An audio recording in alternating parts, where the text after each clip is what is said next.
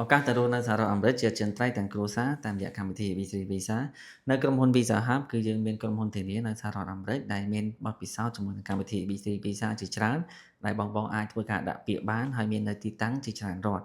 នៅ Visa Hub គឺយើងមានជម្រើសបង់ប្រាក់ចំនួន2ប្រភេទដែលបងអាចធ្វើការចាប់ផ្ដើម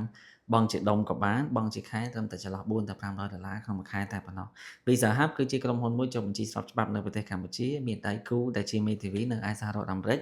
នៅឯទីក្រុង Orlando រដ្ឋ Florida ដែលមានបទពិសោធន៍ជាមួយនឹងកម្មវិធី ABC Visa នេះរាប់ឆ្នាំមកហើយដែលអាចធានាថាកម្មវិធីនេះ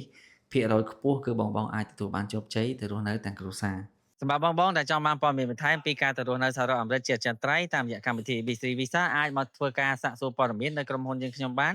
ដែលទីតាំងនៅប្រទេសកម្ពុជាគឺនៅក្នុងទីក្រុងភ្នំពេញនិងទីតាំងនៅសហរដ្ឋអាមេរិកនៅឯទីក្រុង Orlando រដ្ឋ Florida សិក្សាមិនគិតថ្លៃទេសាកសួរព័ត៌មានទាំងអស់គ្នា